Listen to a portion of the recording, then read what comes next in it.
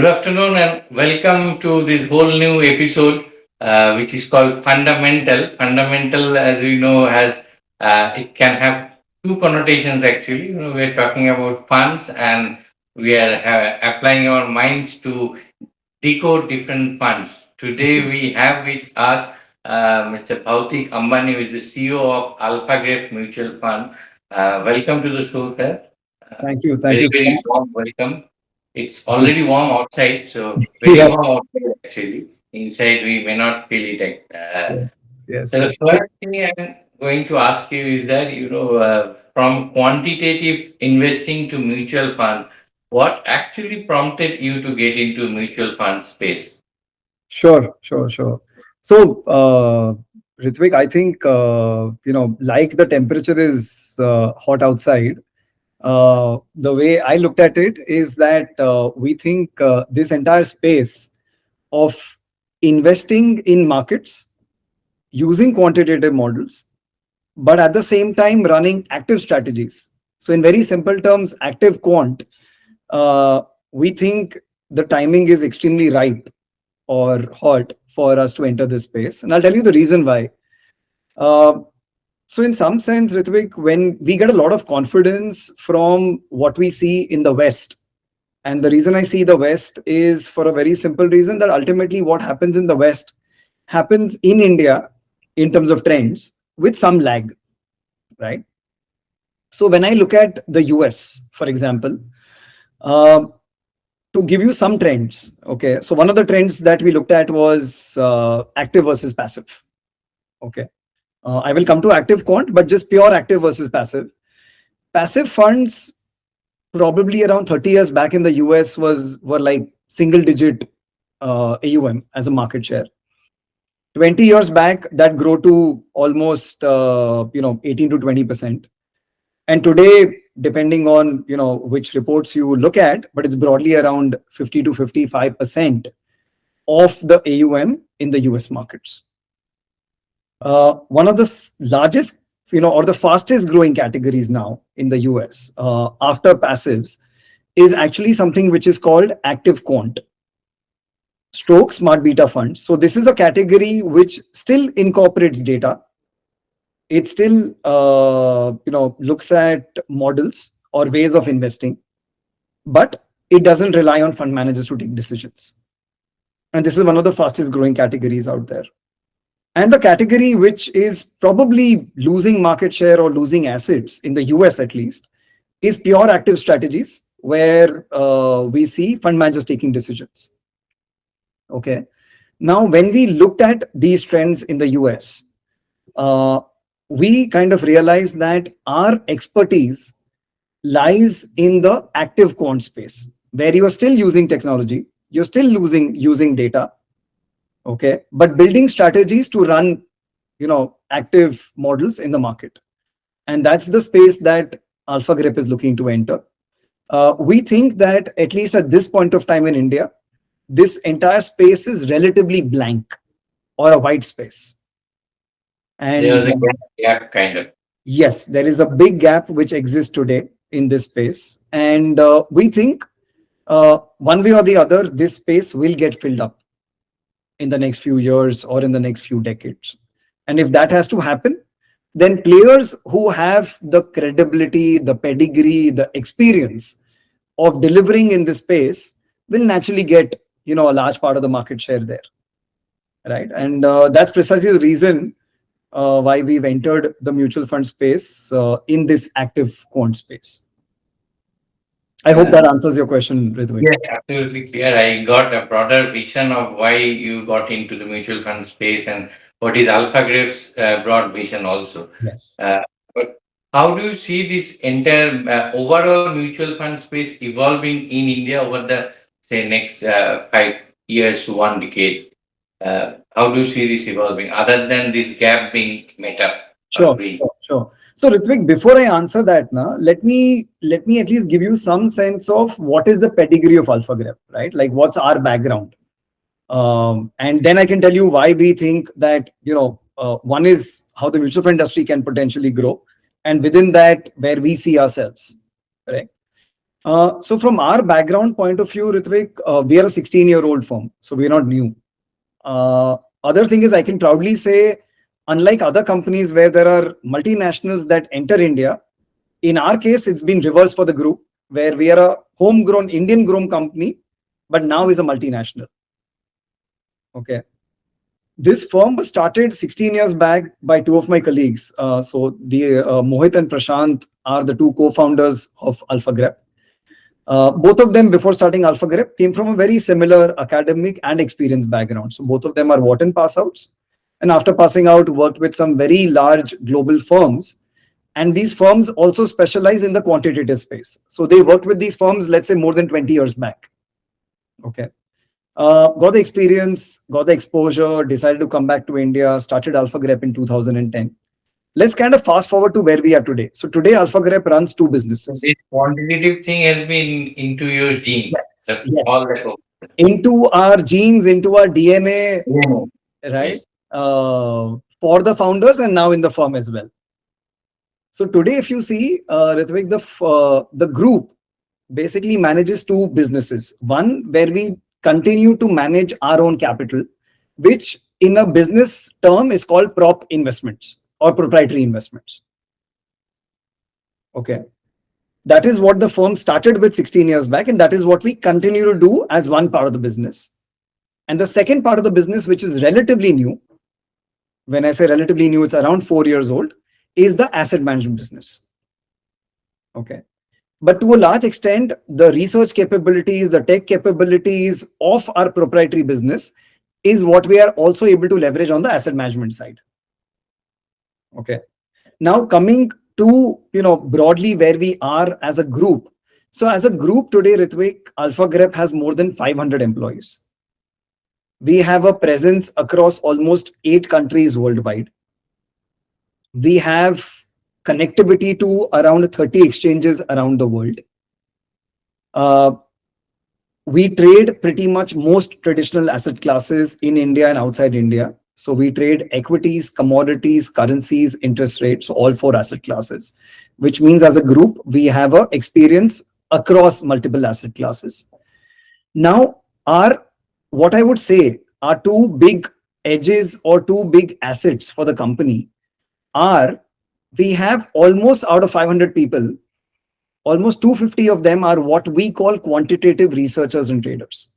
So in very simple terms, we have a large army of people who understand the entire quantitative investment space and the guys who come up with strategy. So that's 250 in number. Okay. Now to help these or support these quantitative researchers, what is also required is the tech support and the data support. We have a separate central team of another 120 130 people, and these are the guys who are responsible for building the entire software, building a connectivity in terms of hardware, managing data access, all of that. That's another 120 130 people. Okay. Now look at the pedigree of people. Okay. Out of the 500 employees that we have, anywhere around 350 or 300 to 350 of them will be engineers. Okay. Now, if you go to our group website also, what you will see is that we can proudly say that this is a firm built by engineers. Now, out of the 300 plus engineers that we have, around 200 plus will be from the top 4 IITs in India. So the point I'm trying to make out here, Ritvik, is that there is a very high pedigree talent pool which is available within the firm. And that is what the firm has kind of built the entire business around. One is Some of them are working in a concerted manner because it's yes, often seen that it's very difficult to manage a highly skilled manpower or who are extremely talented. yes, yes, yes, yes, yes. So this is again something that flows from the founders itself, right? Their own pedigree, background, that is what they've invested in terms of people. So our biggest asset are the people or the researchers. And the second big asset is obviously the data and the technology. And these two things are the most important combination for anyone to run quantitative strategies. So until you have access to high quality data, your models are never going to be robust enough. Hmm. And in our case, what happens is that we don't only have access to traditional data, we also have access to a lot of alternative data. And that is what we are able to marry together. Okay. And then we have the people who know what to do with that data. So that is where the entire loop kind of gets closed. Okay. Now, coming to your question, Ritvik, around the industry, see, the fact is that you've heard from many people, right? Like, we've still only scratched the surface in terms of the percentage of population of India which is investing in mutual funds. And this entire journey of financialization of savings is only going up. Another way to look at this is, Ritvik, whichever way I look at it, in India, if people have to save and invest, then I personally don't believe there is a better platform than mutual funds. From a operational convenience standpoint, from a standpoint of having a breadth of products, whether it's somebody's looking at low risk alternative to something where they can generate high returns, all alternatives are available today in mutual funds. The regulator is also making it, by bringing in SIFs, there is a new lens or a new category of products which has got introduced by the regulator, which again, to my mind, will attract a new set of investors in the industry. And even the existing guys who were looking at certain options which couldn't be solved by a traditional mutual fund product can actually be solved by a SIF now.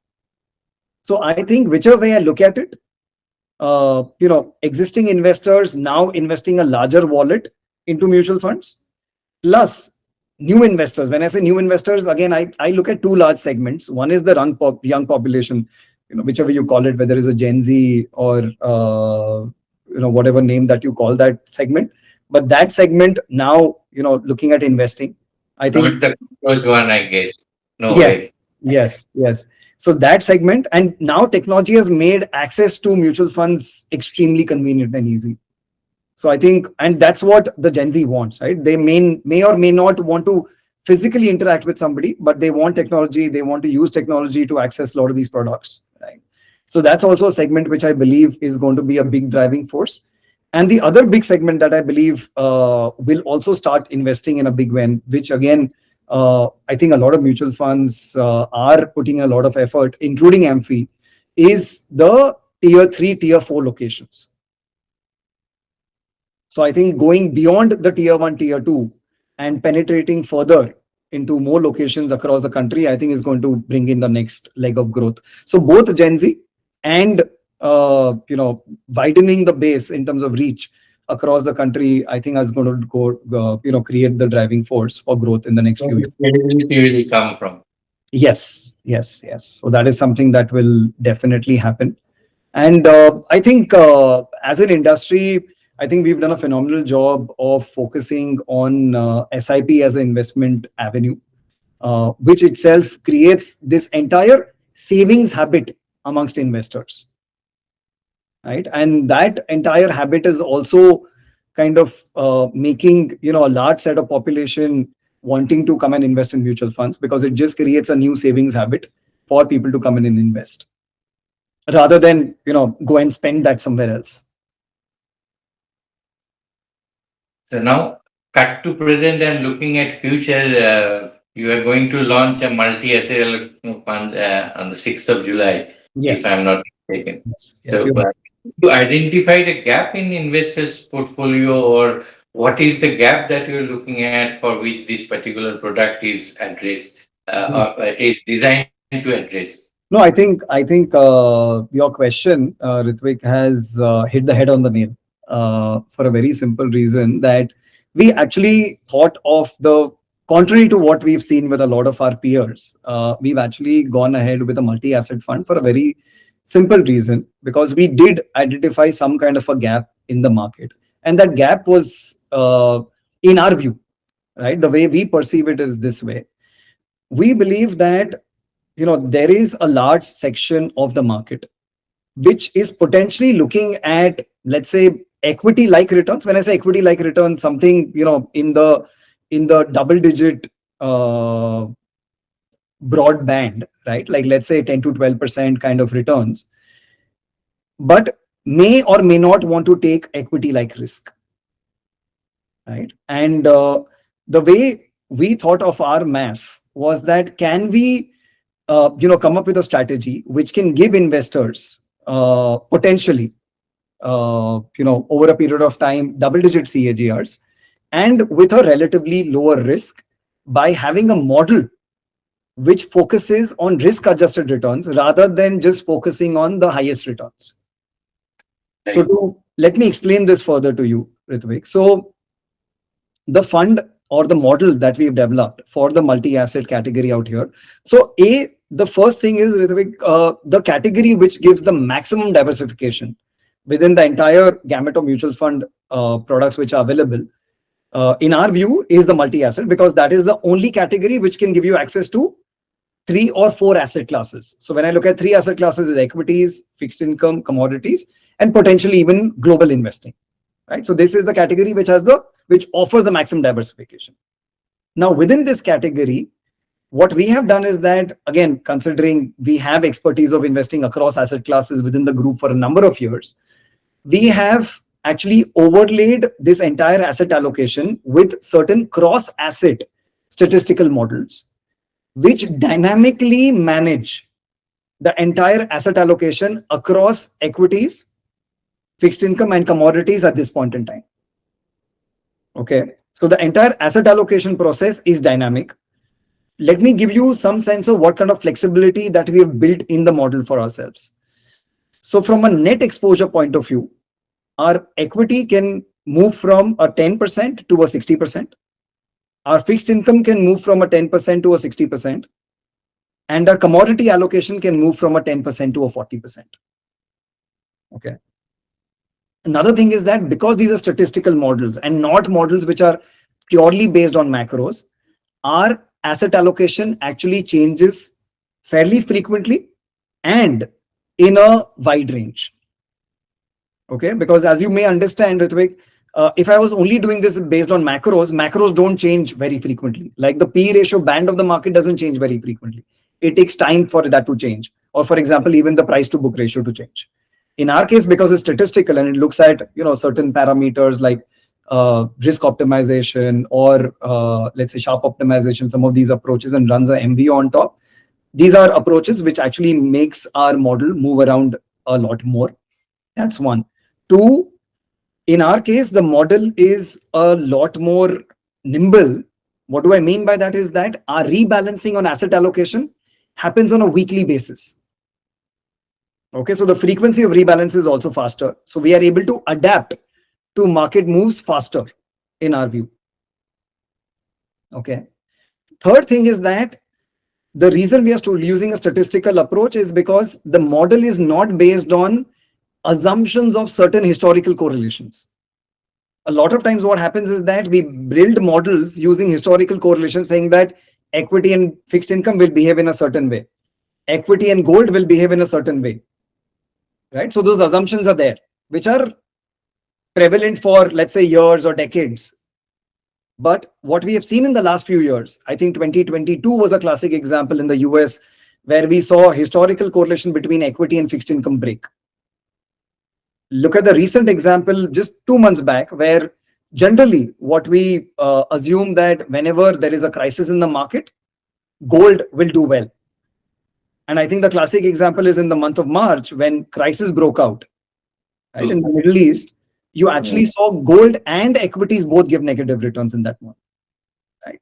So the point I'm trying to make is that if we only base models based on certain macros and certain historical correlations, it's not necessary that that's going to be prevailing in the future as well. And hence we've built a model which is a lot more dynamic and statistical. Second thing is that in our case, to bring in more diversification, our commodity exposure is not only going to be to the extent of gold and silver, it will be across gold, silver, copper, and crude. So the idea is that how can we bring in as many more instruments in the model or in the portfolio to get in the maximum diversification. And we believe that by bringing more diversification and getting more and more instruments or assets which have relatively lower correlation with each other, okay, what you land up doing is reducing the risk without compromising on returns. Okay. In fact, Speaking about we've yeah, run a historical back test on this, Ritvik, and almost for a 20-year period, which is available in our presentation. And based on two layers of quantitative approach, one is asset allocation, and second is on stock selection stroke commodity selection. Our historical backtest actually shows a 14% compounded return with a wall of around 7 to 7.5%, which is less than half of Nifty, yeah? And a peak drawdown of around 13.5%, which is again far lower than what one would have experienced in equity markets. And that's the reason I mentioned to you that if what we were trying to achieve is, can we come up with a model which can potentially generate equity-like returns, but with much lower risk? how are you going to adjust these multi-asset allocations across different market cycles? Because that's also going to be very important, right? Yes. So, Ritvik, that's the reason, like I said, in our case, the model is more statistical and not just based on macro. That will help you. That is exactly. So by being nimble, by not looking at only, let's say, 10-year data or 20-year data and basing our model, our data or our model looks at shorter term data as well. And which means that if the market scenarios are changing, the model keeps adapting. So which means that even if market scenarios keep changing in the future, our model has the ability to keep adapting with the market environment. And it's not just based on historical 10-year trends or something like that. And 10-year trends don't change in 1 year. So that will give some kind of resilience. Exactly. So in some sense, Ritvik, we wanted to come up with a strategy which, to a certain extent, investors can think of it as fill it, shut it, forget it. Okay. Where investors don't need to keep worrying that, oh, now X is happening in the markets may fall to a certain level. Gold has run up, let's say 100% in a certain period of time.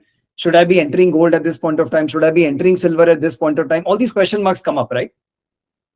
In some sense, we believe that because we built a dynamic model, some of these worries that an investor would typically have, the model may be able to take care of some of these issues, right? By being dynamic and by being able to, enter, exit out of some of these asset classes on a dynamic basis or on a regular basis.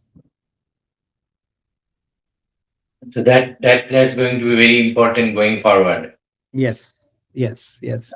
Although you have already explained, but could you be more specific on which way this particular multi-asset allocation of fund going to be different from other similar products, or at all there are similar products available in the market? Then what way it will be different?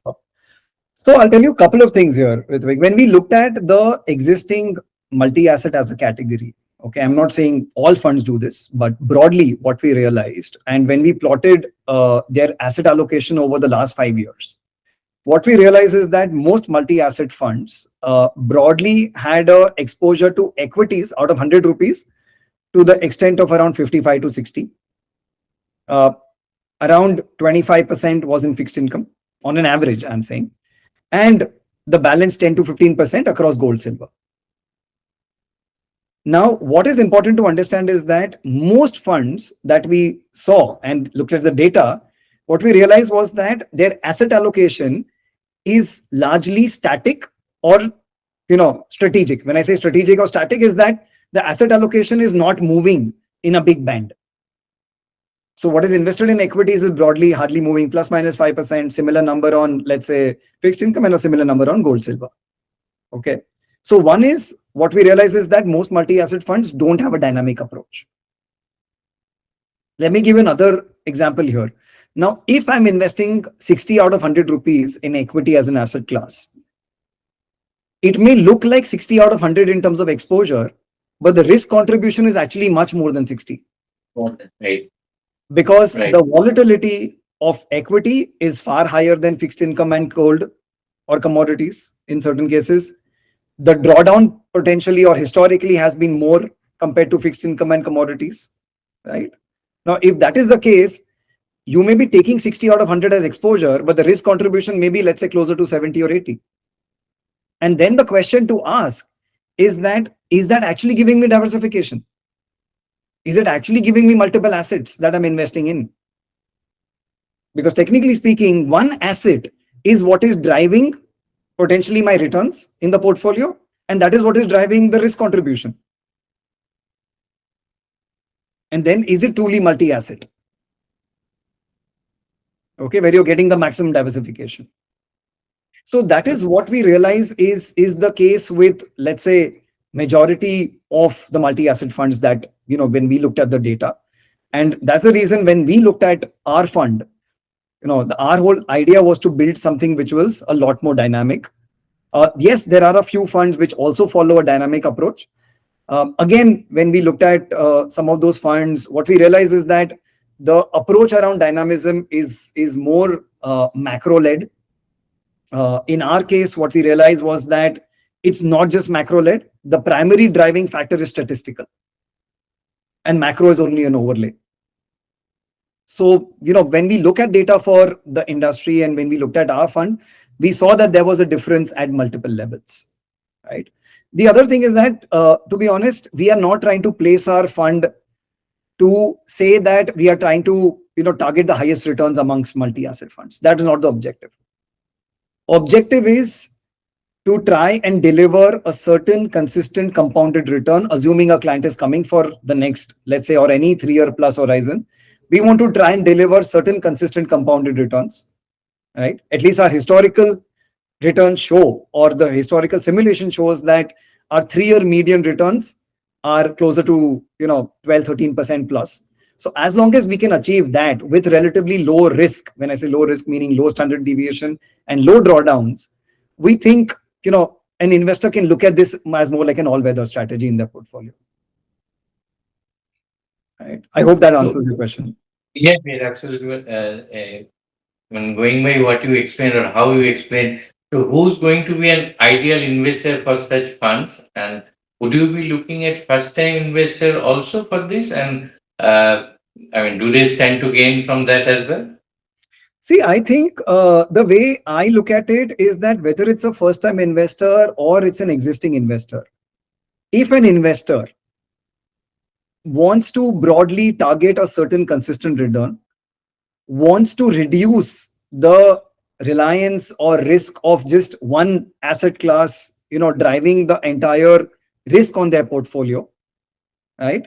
And if somebody is broadly saying that, I'm happy with something which can give me, let's say, over a period of time, a double-digit CAGR, right? But with hopefully some amount of consistency, relatively lower risk, then it could be any investor, whether it's a new investor or existing investor, who can look at investing in a strategy like this.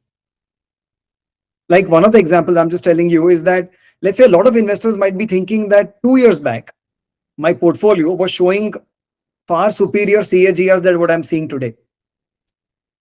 Right? Imagine an investor who came in 4 years back in the equity markets, 2 years back, right? He would be looking at much higher CAGRs because the markets in the last 2 years have either, been flat in certain cases or been lower than what they were 2 years back. And 2 years later, what they've realized is that the CAGRs have gone down because in the last 2 years on equity portfolios, they've hardly added returns to their portfolios, right? Now, if that is the case, a lot of them would be today with hindsight thinking that had I taken some money off the table 2 years back, I would have protected my returns, right? Or maybe move some of that money to, let's say, fixed income or to some other asset class, I would have been better off, right? I'm not saying we'll be able to do that or time that always for investors, but by using a dynamic approach, we think, we can potentially get some of these entries and exits from some of these asset classes. Would you suggest to an investor that, particularly in a volatile market like this diversification and allocation of with multiple assets actually would help them in kind of combating this volatility and move ahead? Sure. So, see, to your point, in a lighter way, Ritvik, I don't think equity markets are ever in a scenario when they're not volatile. I think volatility, in my view, is a synonym to equity markets, right? So, yes, sometimes you can have higher volatility in the market, sometimes you can have lower, but volatility is always associated with equity markets, right? And that is what gives you the opportunity to also think it. Because there is a volatility, people stand to gain actually. Yes, yes, you're right. End up going with that volatility. Yes, yes, yes. See, I'll tell you, I think more than the volatility of equity markets now, in our view, it is also a behavioral thing when people are investing in markets. Let's look at this, right? Imagine you have two investors today who are investing in the mutual funds, let's say, or in the markets for the next 10 years by keeping a certain goal in mind. Okay. And imagine both of them are taking a car ride to get to that goal.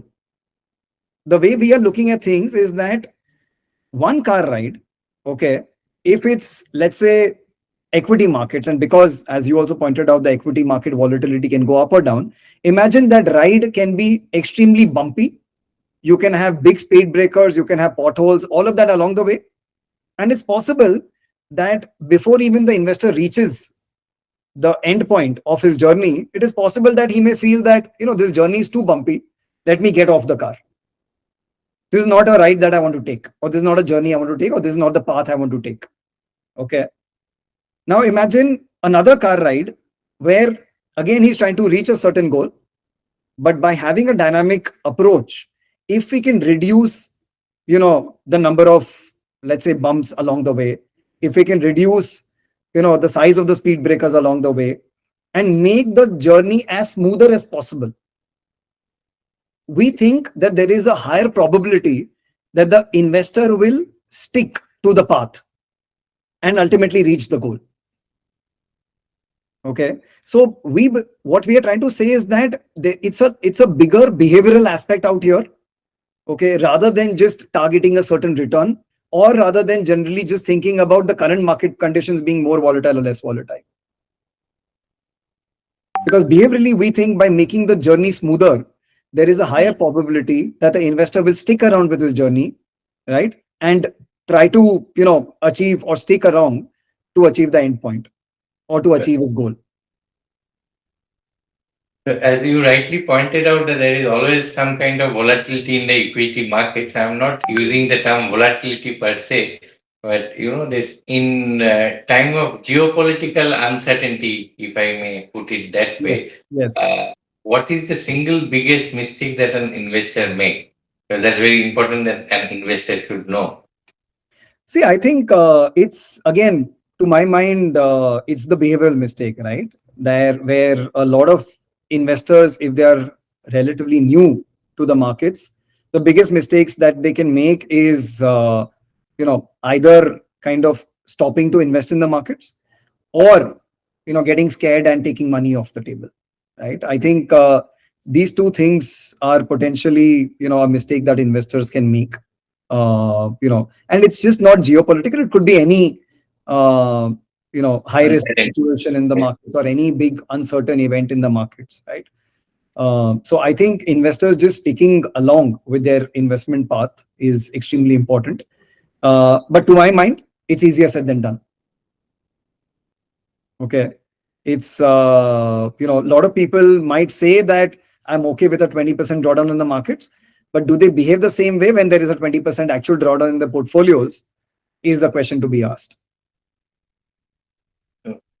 The way you explain the entire thing, may I ask you that the kind of this quantitative or statistical approach or technological adoption, even adoption of AI technology, through the increasing adoption of technology, use of AI, statistical methods, can one actually overcome these behavioral mistakes also, or at least can that be mitigated in some way? No, I see the behavioral aspects are independent of, so behavioral aspects is more to do with human behavior, right? And how they will behave in different scenarios. What we are trying to say is that indirectly, by using a statistical approach, we are trying to build a model which behaviorally takes care of some of the issues that investors tend to kind of take at the wrong point of time, or take some of these wrong decisions, right? So what we are trying to do is use the statistical methods, use, let's say, certain mathematical models, machine learning techniques, or even AI for that matter in our research. What we are trying to do is trying to build models or ways of investing which try to focus on higher risk adjusted returns. That for every unit of risk that somebody is taking, how can we kind of maximize the returns? So the idea is not to look at just the numerator, which is returns, in isolation, but marry both risk and return and maximize for that. Because by doing that, what you're ultimately doing is trying to give an investor, a smoother journey. And as long as there's a smoother journey behaviorally, there's a high probability that the investor will stick along with the journey. That is what we're trying to do indirectly. And if you were to give one piece of advice to an Indian investor who is just beginning, let's say, his investment journey in this space, what would that be? Don't just look at recent returns and invest. Right. So recency bias, I think, is one of the biggest mistakes, at least, in my, working life of more than 20 years and what I've seen even longer, is, people tend to make their first set of investments or initial investments by just looking at recent returns, wherever. Either it could be equity, it could be fixed income, it could be global investing, it could be gold, silver, it could be anything. That's not the point. But if you only invest looking at the recent period or the rear view, then there is a high possibility that if things don't pan out the same way in the near future or in the future, then you could be up for some amount of disappointment. And since we are running out of time, my last question to you would be, going forward, what would an investor look from Alpha Grade Mutual Fund in terms of product innovation, growth, etc., etc.? See, Ritvik, one thing is for sure that we will want to, considering the platform has capabilities of, differentiating or providing or curating something, different compared to a lot of other peers, considering our approach itself is fairly different compared to others.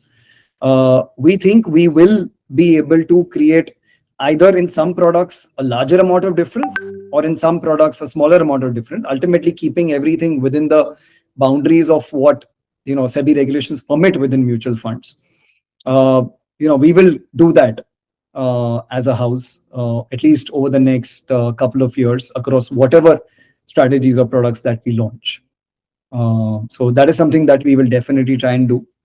And our idea is that for whatever reason we want to focus on trying to deliver on the promise or trying to deliver of what we want to try and achieve from the products, and not let AUMs or any of these things kind of come in the way when we want to try and deliver on a promise to our investors on any particular strategy or product.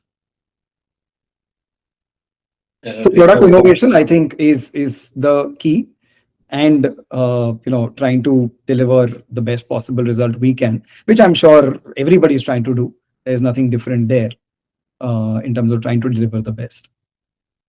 You will be statistically ahead of your peers. And Yes, yes. That we believe we should be. We have an edge there, and we will try to stay ahead of the curve there statistically. Let's conclude on that spirited and positive note. It was wonderful, wonderful talking to you. I'm sure, more importantly, the investors and aspiring investors will get a lot of insight from hearing you, the way you explain things. I'm sure many more things are left to be discussed. We will look forward to another interaction, another timing from you, where we can explain you can explain many more things which you couldn't in this podcast interview. Thank Sure. you once again. Thank you indeed for joining us and taking your time out. Thank Thank you you. so much. Thank you. আমার creatinine তো রেঞ্জের থেকে অনেকটাই বেশি, তাহলে বিয়ে বাড়ি বা অনুষ্ঠান বাড়িতে গিয়ে কি আমি কিছু খেতে পারবো? নমস্কার, আমি ডায়েটিশিয়ান মানসী দাস। আজকে এই টপিকে আলোচনা করব। বিয়ে বাড়িতে আমরা ন্যাচারালি মাটন বা যে কোনো ননভেজ আইটেম দেখে আমরা একটুখানি খুশি হয়ে যে অনেক দিন পর আমরা একটুখানি আজকে হাতছাড়া হয়েছি। তো সেক্ষেত্রে আমরা কি করব, গ্রেভিগুলোকে আমরা অ্যাভয়েড করব, তার বদলে সলিড পিসগুলোকে আমরা কিন্তু খেতে পারি। অ্যাজ এ সিকেডি পেশেন্ট এটা আপনার জন্য সেফ হবে। আর কি করতে পারি, সেদিনকে কিন্তু বাড়িতে কমপ্লিটলি সবজির ওপরেই আপনাকে থাকতে হবে, অর্থাৎ সবজি দিয়ে আপনাকে ভাত বা যাই আপনি বাড়িতে খাবেন সেটা খেয়ে দেন আপনি একবেলা যদি আপনার ডায়েট চার্টে মেনশন থাকে মাছ মাংস খাওয়ার জন্য, তাহলে সেটা আপনি বিয়ে বাড়িতে গিয়ে খাবেন। এছাড়া কি করতে পারেন, ডেয়ারি প্রোডাক্টের মধ্যে কিন্তু মিষ্টি বা যদি ভ্যানিলা ফ্লেভারের একটু আইসক্রিম থাকে তাহলে সেটা কিন্তু একদিনের জন্য আমরা ছাড় দিতে পারি। ঠিক আছে? আচ্ছা, এরপরে ফার্দার যদি এই রিলেটেড কোনো কোয়েশ্চেন আপনার মনে আসে আমাদেরকে একটুখানি কমেন্টে জানাবেন। ধন্যবাদ। আনন্দ আর ভালোবাসার দীপ্তিতে গড়া সমুজ্জ্বল পরমা, ঠিক তোমারই মতো। শ্যাম সুন্দর কোম্পানি জুয়েলার্স, আগরতলা, উদয়পুর, ধর্মনগর, কলকাতা।